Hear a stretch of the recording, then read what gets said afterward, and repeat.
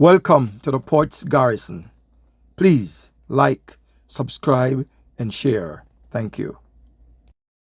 Andrew, your kingdom is falling.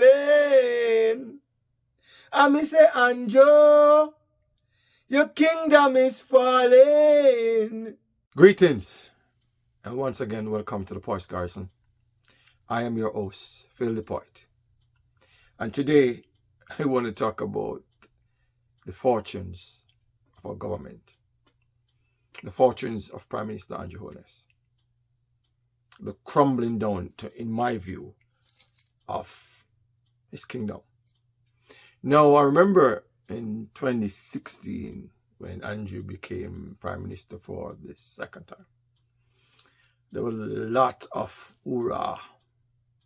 People were telling me he will remain Prime Minister for the rest of my lifetime. That might be true because there's no guarantee to my lifetime, but people are telling me 20, 30 years. PNP will never get back there. It's over. Came in with this bro god moniker, which he adopted shortly after he came in, actually. It's green clerks and all of that. People are saying this is the greatest thing to have happened to Jamaica. And I watched as his fortunes gradually began declining. Declining to the point where some persons who were openly in support of him are now openly and vociferously against him. But before I get into the meat of that, I watched a question and answer session with a journalist where the Prime Minister was asked about his statutory declarations not being approved by the Integrated Commission and Jamaica's non-vote at the United Nations. And I watched it with interest. I listened as the press officer sought to muzzle the journalist. And the second time I'm hearing the press officer make such an attempt, I remember clearly the public meeting on NIDS, and the young man was basically chastised for asking certain questions of his employee, the Prime Minister.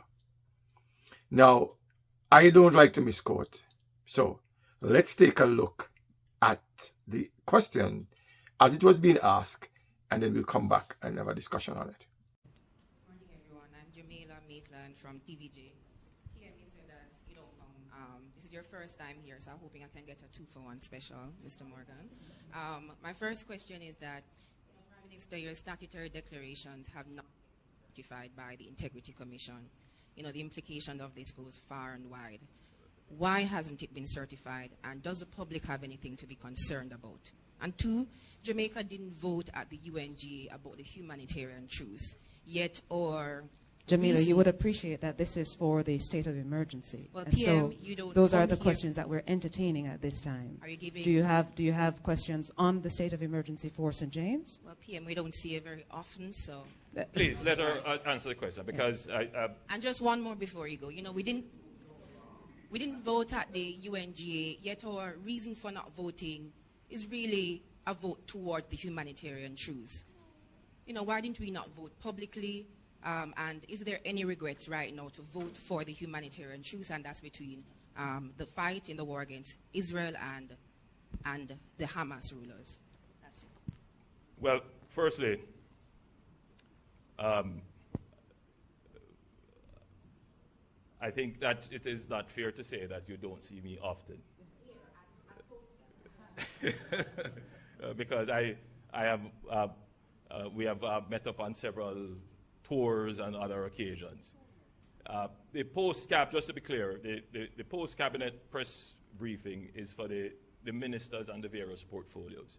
And I want to be clear that on all important matters, my government does provide the opportunity for information to be dispensed to the public and for our ministers to be questioned. And I'm very happy that the post-cabinet is being conducted routinely and consistently. As it relates to my integrity declarations, I too am concerned that they have not yet certified them. They have written to me asking various questions.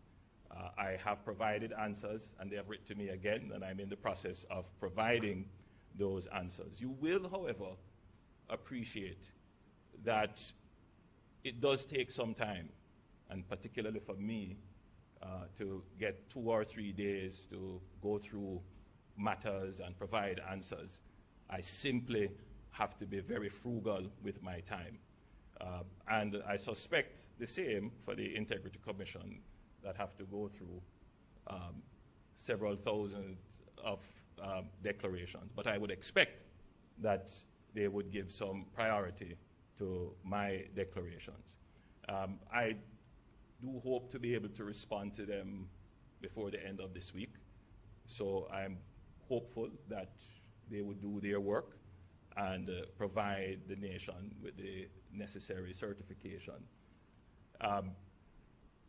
To be clear, I have tried not to comment on the issue because I find myself in an invidious position in that I have to protect and defend most times the institutions of the country.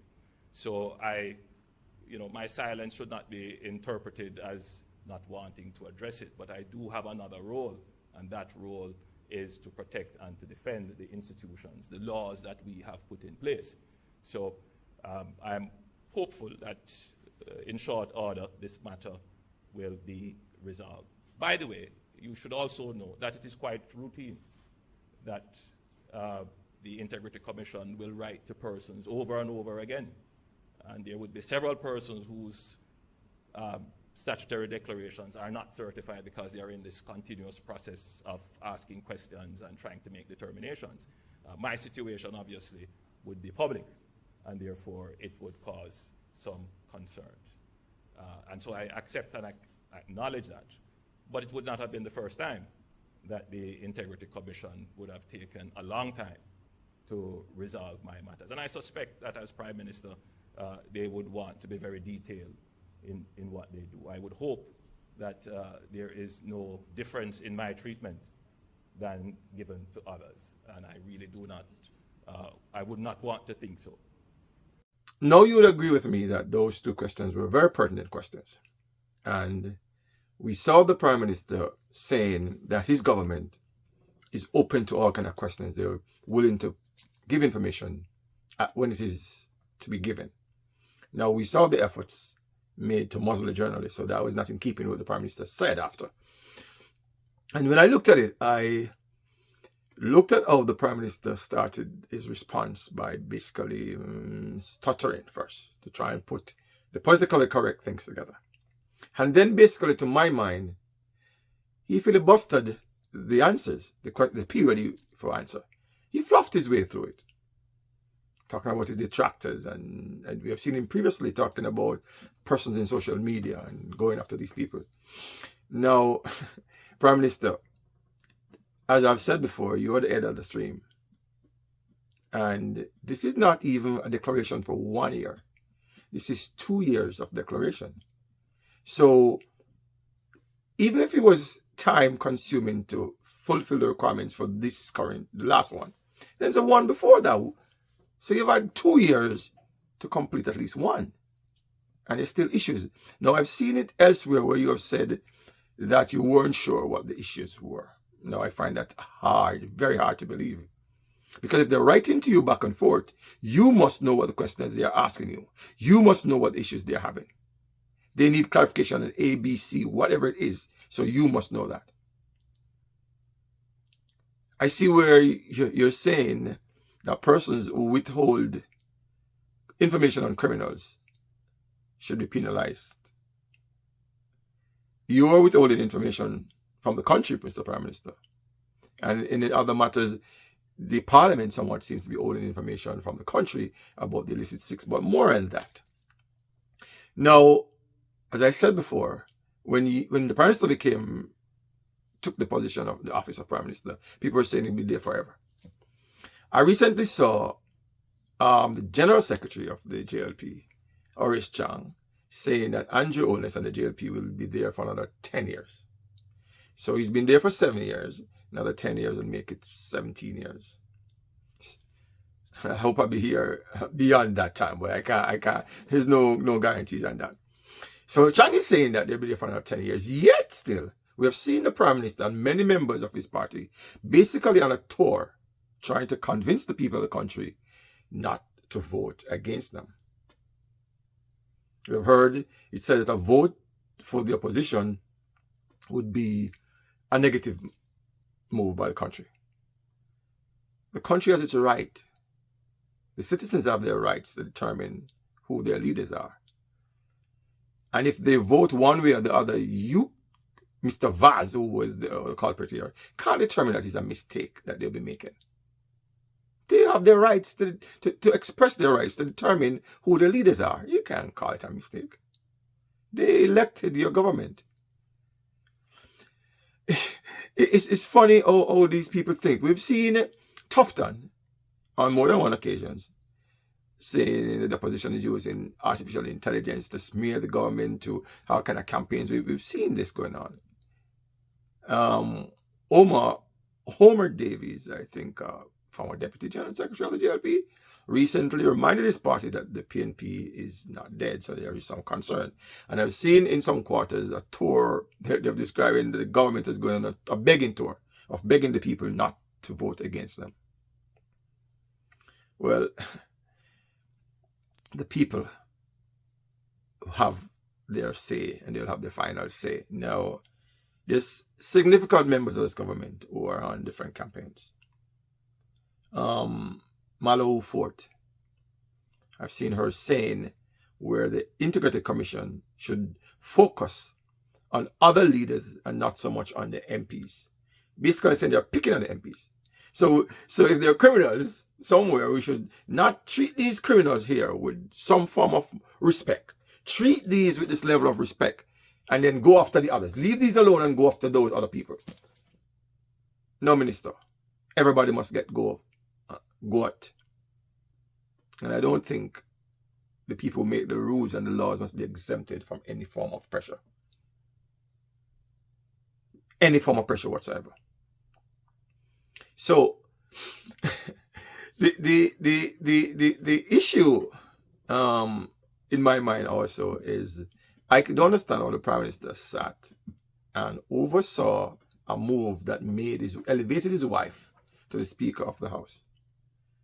It just didn't look right to me. The husband is the Prime Minister and the wife is the Speaker of the House.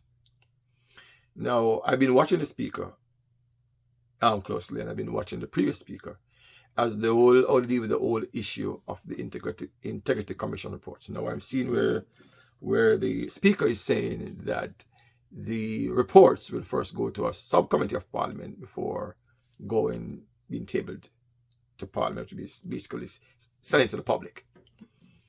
You can play all kind of games with that, you know. These committees are headed by government members. And if these government members or anybody on their party is named in any of these reports, they can play with it. They can push it around with it. And they can say delay the tabling. They can do whatever they want to do. And I've noticed that the Speaker is using the standing orders as best as she can to prevent these reports from getting out to the public.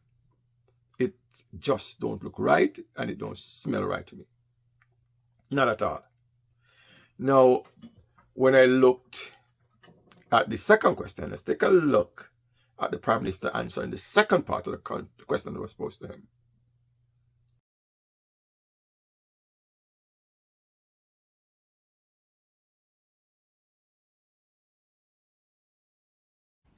And your other question, again, Shamila, I want to thank you for the opportunity to answer the question and to destroy the falsehoods that have surrounded. When it comes to Jamaica's foreign policy, we handle it very carefully.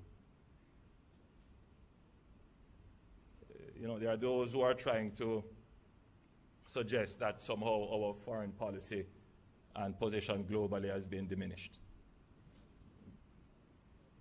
If we were to look at the facts, Jamaica has never been on so many international platforms than I have been on,